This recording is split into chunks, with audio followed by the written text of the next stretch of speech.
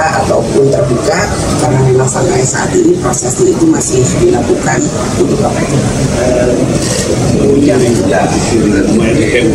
melakukan FDP, FDPU, kemudian meminta masukan dari semua pihak yang ada dari seluruh elemen masyarakat. Jadi kita tidak terburu-buru, kita juga sudah melakukan ini dari bulan-bulan yang lalu, dari sidang-sidang yang lalu, dan nanti tentu saja kami akan juga membuka hal ini pada waktunya.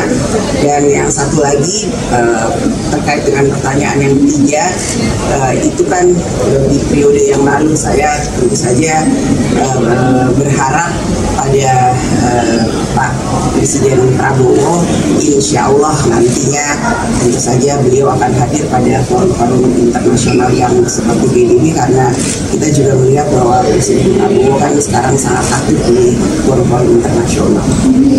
Satu pertanyaan lagi boleh, soal update surat pemakzulan Gibran ini sudah sampai mana ya? Karena ini jadi pertanyaan juga tentunya.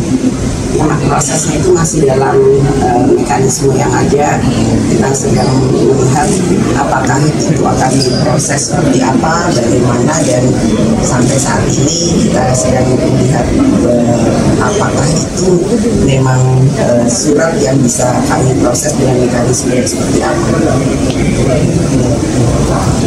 Pak, soal ini putusan MK yang pemisahan pemilu itu dari pimpinan DPR udah sejauh mana sih tahapan pembahasannya, katanya bakal direspon gitu. Lalu yang kedua soal Dubes ini, DPR udah bersurat belum ke pemerintah terkait hasil fit and proper, dan yang terakhir pemerintah ada hari kebudayaan gitu pas kemarin, nih tanggapannya gimana DPR? Terkait dengan MK, semua partai politik mempunyai sikap yang sama bahwa pemilu sesuai dengan undang-undangnya adalah dilakukan selama 5 tahun. Jadi apa yang sudah dilakukan oleh MK menurut undang-undang itu menyalahi undang-undang dasar. Jadi nanti pada saatnya kami semua partai politik tentu saja sesuai dengan kewenangannya akan menyikapi hal tersebut sesuai dengan kewenangan kami. Dan apa tadi?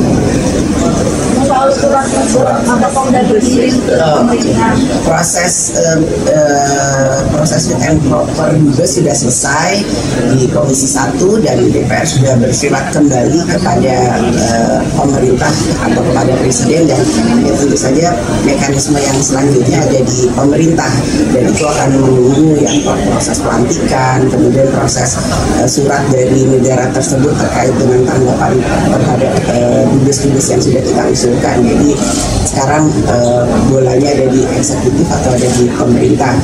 Dan terkait dengan hari kebudayaan, kami akan meminta kepada Kementerian Kebudayaan atau Menteri Kebudayaan melalui Komisi 10 untuk menerangkan dan menjelaskan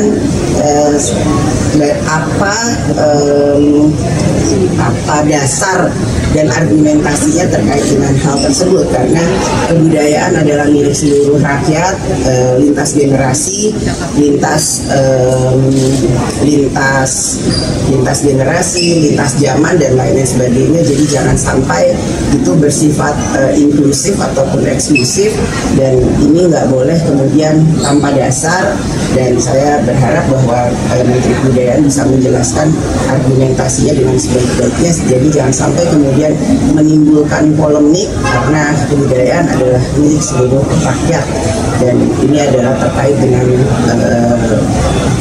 hal-hal yang berkaitan dengan lintas generasi dan lintas zaman. Jadi saya minta untuk bisa dijelaskan dasar dan argumentasinya dengan baik untuk tidak menimbulkan polemik yang berkelanjutan. Izin Pak Faisal dari Remon, Pak, mungkin menyambung pada yang kawan saya tadi soal surat pemakzulan. Kemarin Presiden ke-7 Jokowi bilang dia curiga lah kira-kira itu ada upaya rekayasa dan ada agenda politik besar kira-kira menurut beliau gitu. Kalau menurut Mbak Puan sendiri seperti apa? Yang kedua terakhir Mbak, soal sekolah rakyat ini kemarin baru diresmikan, dan harapan DPR seperti apa, dan kemungkinan apakah bakal menuntaskan kemiskinan dan lain-lain, kira-kira begitu. Tanggapan seperti apa? Terkait dengan sekolah rakyat, tentu saja sangat inovatif. Harapan dari DPR itu kami akan mengawasi bahwa jangan sampai ada Indonesia yang terlantar, tidak mendapatkan pendidikan sangat baik. Namun saya juga mendengar laporannya bahwa tantangannya di lapangan itu sangat banyak. Jadi memang banyak sekali yang masih harus disempurnakan, dan jangan sampai kemudian niat baik atau hal yang harusnya ini tujuannya baik kemudian menjadi bersifat eksklusif, kemudian menjadi berkompetisi dengan sekolah-sekolah yang sudah ada.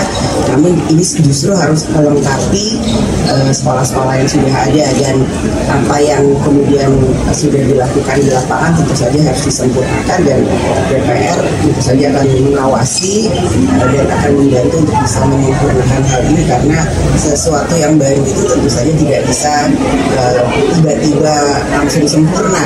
Dan saya berharap bahwa sinergi antara pemerintah dengan DPR bisa terus berjalan dalam menyempurnakan hal ini, dengan tujuan adalah untuk pendidikan seluruh anak bangsa. Ya, terima kasih.